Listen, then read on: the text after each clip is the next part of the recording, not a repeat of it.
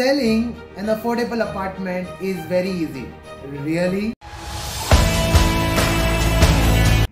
Hello everyone, I am Prasad Amonkar, real estate consultant and real estate coach, and today I am going to talk to you about how to sell an affordable apartment.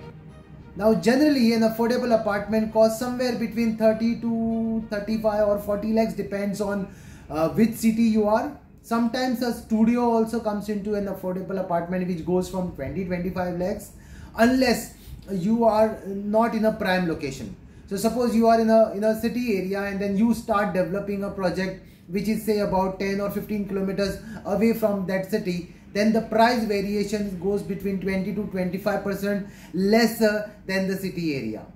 Now, sometimes it looks so easy that you can sell an affordable apartment very quickly because the cost of an apartment is very little.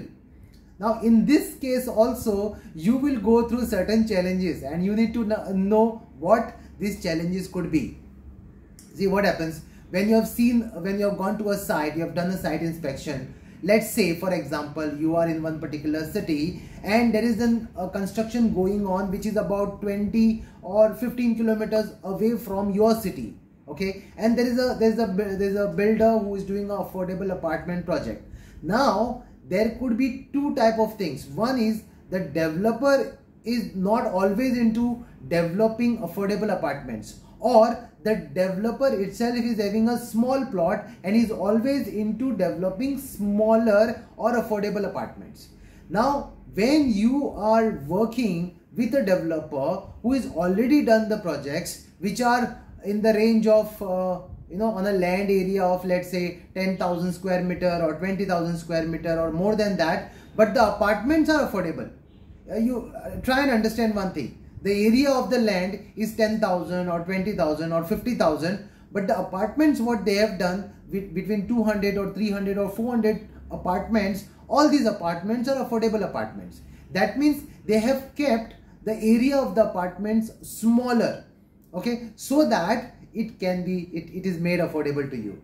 Okay, simple thing. Suppose you make an apartment of 50 square meter and the rate in that area is 50,000 per square meter, it becomes 25 lakhs. So it becomes affordable. It's not necessary that the rate of this particular apartment is lower than the market price. It could be lower than the market price between 10 to 15%, but it is not so much that it is far below the market price. The rate of that particular apartment would be the market price only, or a little bit below the market price, but it is made available at a budget. It looks affordable because of the size. So once the size is made smaller, the value of that property, the value of that apartment becomes smaller. I hope you get this point. Now the second thing what happens over here is, if you are working with a developer who is already experienced and is already experienced into developing smaller apartments in a bigger land, then your work becomes little bit easier. But one challenge can come up over here is the developer is known in the market. He himself will sell his inventory quickly if he gets into this project.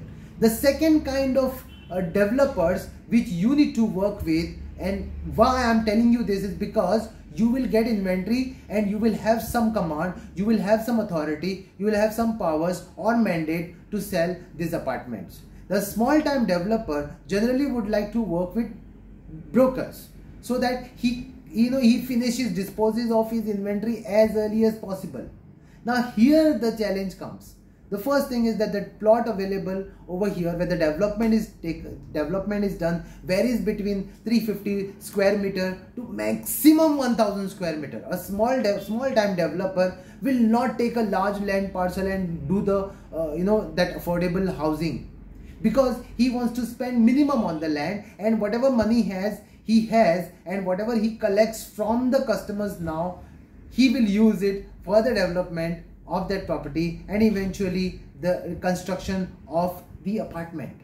Now try and understand one thing. If the builder is new and he has not done projects earlier, you need to understand the intention of this particular builder, because the buyers will have a problem if the project does not get complete.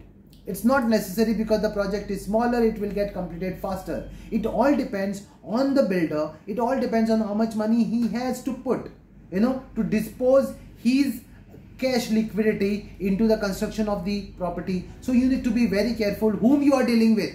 Just do not go because, just don't try and go and sell the property just because it's falling cheaper for you and it becomes easy for you to sell.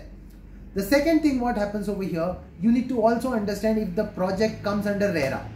Sometimes what happens, I'll tell you, sometimes the developer does not register with RERA. He tries to sell it without registering it through RERA, and this is where the problem can come to the developer and to you as an agent, because you are also a RERA registered agent when you're selling a new property. Of course, it depends on the area of the plot and also the number of units. Of course, I'll come to the topic of RERA later on, but right now I'm trying to tell you is that find out if he's RERA registered.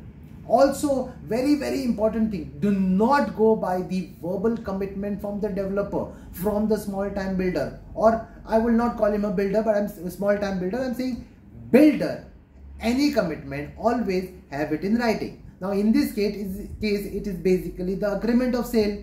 So when you buy an apartment in such kind of properties, the first thing comes is the terms and condition of the payment. Always the payments are done construction link plan, that is CLP. You know how the payments are given to the developer? It is on the stages like plinth stage, the first level, the second level, the third level, the terrace and the painting and the tiling and the pipelines. Basically from the start, from the plinth level to the complete final stage, the payments are divided. So you need to make the payment as per that. Now very important thing over here is whether you will get a loan for your buyer or no. So the first thing comes is the title verification, whether the title is clear or no, because he must have bought the plot, but he must have bought the plot with his due diligence. Now what due diligence he has done, the bank will not do in the same manner.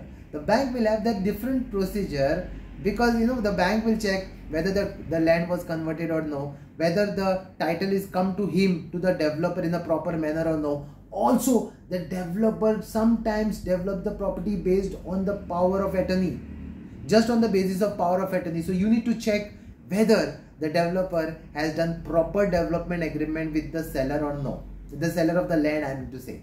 Or in most of the cases, the developer, the builder always purchases outrightly the land. So when he is doing so, fantastic, nothing like it, because now it's a freehold property of the developer, right? In this case, you need to check the title of the property, how it is exchanged hands and how it has come to this developer. In the other case, wherein the developer is actually just done the development agreement with the seller of the land, you need to also check whether it is registered with the sub-registrar or no. If not done so, if the developer is only developing the land based on the power of attorney, you need to ask your lawyer, because your bank may not give you loan if any of the documents are missing. If they do not find technical viability in the project, they will not sanction the loan. Now here your client will get stuck. The token would be paid, then the token will not get refunded, and you have done all the process, the bank has taken the processing fees and everything, and you have filed your ITRs, you have done whatever required from the client side, and at the end of the day you are not getting the loan. Here you need to also ask the builder if he can pre-approve the entire project with different banks. Now that will save your time. If the project, because it's a small project, he anyways need to provide the documents, the title documents to the bank, and the bank will give him a pre-approved sanction.